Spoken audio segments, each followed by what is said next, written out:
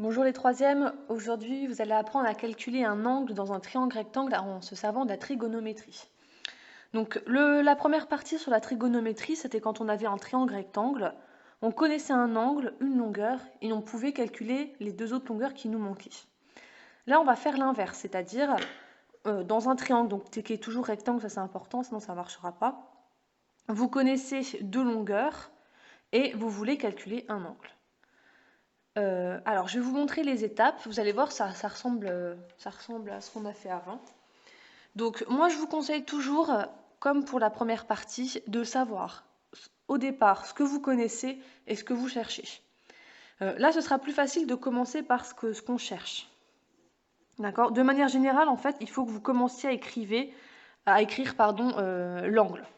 Là, ici, par exemple, je cherche l'angle BCA. Ben justement, je ne sais pas ce qu'il vaut. Je cherche l'angle BCA. Qu'est-ce qu'on connaît? On connaît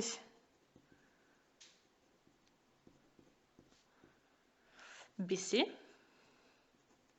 qui fait 10 cm, et qui est l'hypoténuse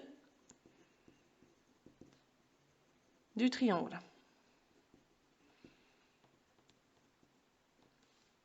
On connaît aussi AC, qui fait 7 cm. Et AC par rapport à mon angle ici, c'est bien important de savoir ce que c'est par rapport à l'angle qu'on cherche, d'où l'importance de mettre l'angle au départ, qui est donc là le côté adjacent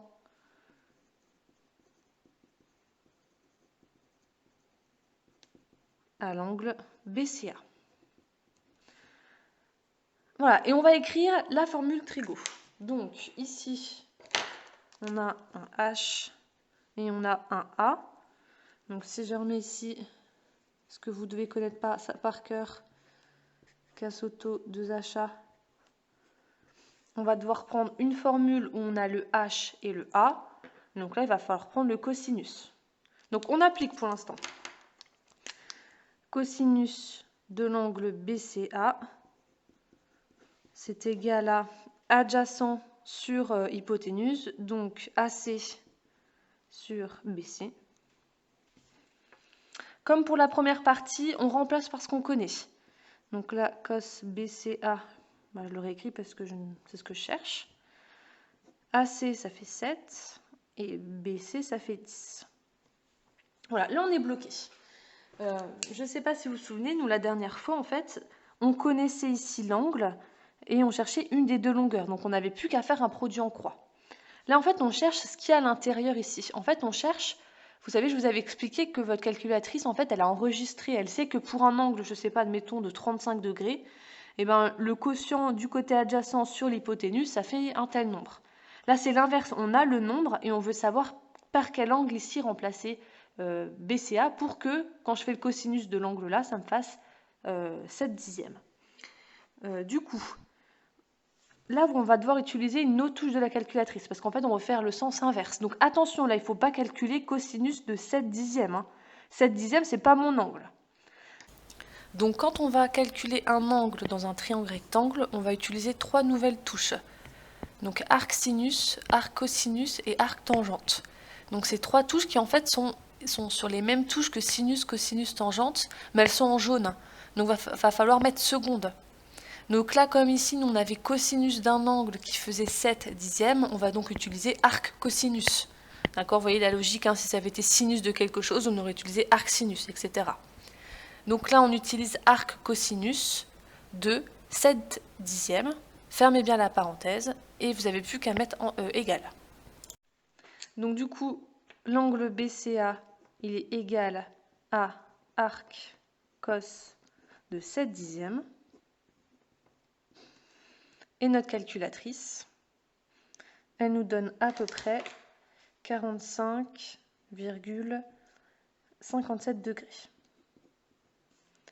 Donc là, moi, j'ai arrondi au centième près, j'arrondis à 2 chiffres après la virgule. Souvent, dans les exercices, alors ça peut changer, mais des fois, on vous demande d'arrondir au degré près ou au dixième près. Si on vous demande d'arrondir au degré près, ça veut dire qu'on ne veut aucun chiffre après la virgule. Donc ça, arrondi au degré près, ça ferait plutôt 46 degrés. On refait un deuxième exemple. Donc dans ce triangle DEF, il est bien rectangle en F. On connaît deux longueurs et on cherche l'angle D ici. Donc n'oubliez pas, hein, quand on commence à savoir ce qu'on cherche, qu'on connaît, on commence toujours par dire l'angle. Là, en l'occurrence, l'angle, c'est ce qu'on cherche. Donc, on cherche l'angle EDF.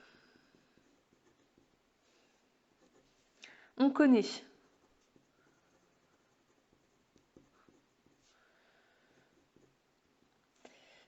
EF, ça fait 3 cm.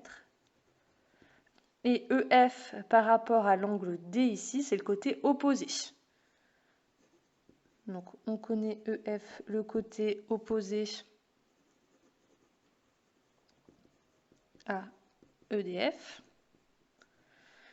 Et on connaît aussi DF, qui fait 7,8 cm. Et DF par rapport à l'angle D ici, c'est le côté adjacent.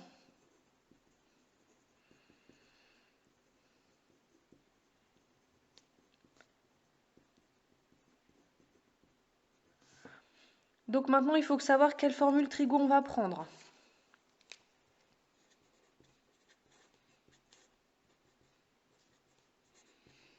Sachant qu'on connaît O et A. Donc là, il faut qu'on prenne la formule de la tangente. Donc on applique tangente de l'angle EDF. C'est opposé sur adjacent. Donc opposé, c'est EF sur adjacent DF. On remplace. N'oubliez pas qu'on cherche l'angle. Donc l'angle, je suis obligée de le réécrire. EF, ça fait 3. Et DF, 7,8 cm. Donc là, comme tout à l'heure, hein, on ne va pas calculer tangente de 8 sur 7,8. Hein, ça, c'est pas un angle. Quand on utilise tangente, c'est qu'on connaît l'angle ici qui est à l'intérieur. Donc là, on va utiliser arc tangente. Non, pardon, donc c'est l'angle EDF, hein, qui est égal à arc tangente du coup de 3 sur 7,8. En tapant ça à la calculatrice, on obtient 21,03. Donc si j'arrondis au degré près, ça fait 21 degrés. Ouais, je vous laisse passer à la leçon.